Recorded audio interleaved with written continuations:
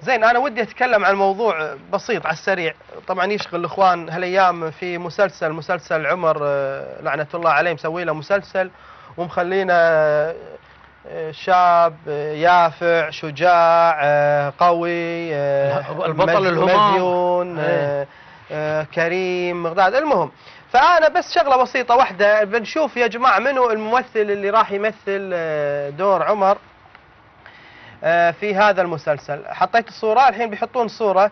يا جماعة احنا طالعنا روايات اللي توصف شكل عمر، فشكل عمر موجود في هذه الروايات كما الحين وضح لكم بالشاشة. خلي الصورة لا تشيلها. يعني في طبقات ابن سعد. كان عمر طوالا أصلع شديد الأدمة، يعني أسود، كان أعسر، كان يصفر لحيته، يخلي لحيته يعني يصبغها، وكان شديد السمرة، وكان أحول العينين. فإذا بالكمبيوتر تسوي رسم تقريبي لعمر، وكان دائما إذا عصب يفتل شواربه.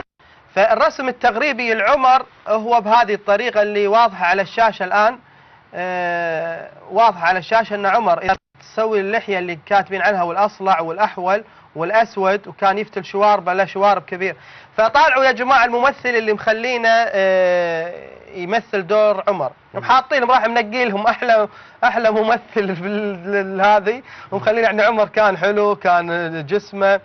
فأنا اللي أقوله، خلي الصورة، فأنا اللي أقوله إن في واحد من الإخوان، بس اليهال لا يخافون. أنا عشان يا جماعة ترى هذا شكل تقريبي بالكمبيوتر مسوينا العمر على حسب الروايات اللي موجودة. فنتمنى من القائمين على المسلسل انه يذكرون المسلسل وتكون حلقاته كالتالي.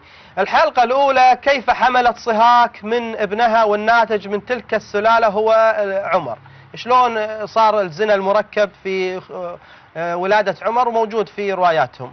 أيام الجاهلية وشرب الخمر وعبادة الأصنام، العمر المفروض يخلونها. كيف دخل الإسلام. احتضار النبي وجدال عمر للنبي عند احتضاره، ويقول ان النبي ان الرجل لا يهجر، المفروض يخلونها. يخلون التآمر على سلب الخلافة من الإمام علي في سقيفة بني ساعدة.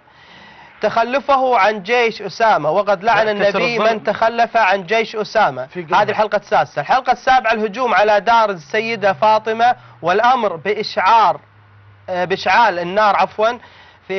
النار فيها لأخذ بيعة الإمام علي قصبا.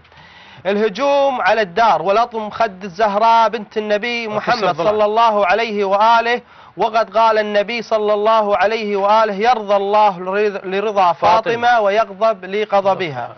الحلقة التاسعة: عصر الزهراء وراء الباب وإجهاض جنينها المحسن. الحلقة العاشرة: ركز المسمار في صدر الزهراء وكسر ضلعيها، وقد قال النبي: إنما يؤذي فاطمة يؤذيني. وكز السيدة فاطمة بنعل السيف وضربها بالصوت، هذه خلوا لها حلقة بعد. واغتياد الخليفة الشرعي والموصى من قبل النبي صلى الله عليه وآله الإمام علي إلى المسجد لأخذ البيعة منه قصبا، لعنة الله على عمر. وإضافة عبد الله رحمه الله والدك، لعنة الله على عمر. ولما خذ الصحيفة من يد فاطمة سلام الله عليها وتف فيها يعني يشيلها بقرة بقرة بصق. نعم، بصق عليها يعني بقر الصحيفة، تقول بقرت صحيفتي بقر الله بطنك. والله استجاب دعاء الزهراء على يد المؤمن الشهم الفارس الشجاع أبو لؤلؤة فيروز، وبقر بطن عمر وأرسله إلى جهنم وبئس المصير. هذه الاقتراحات اللي تكون على مسلسل عمر. ولا يقولون لنا عمر حلو، لا يقولون لنا شجاع، ترى هذا عمر، وهذه خراجينه.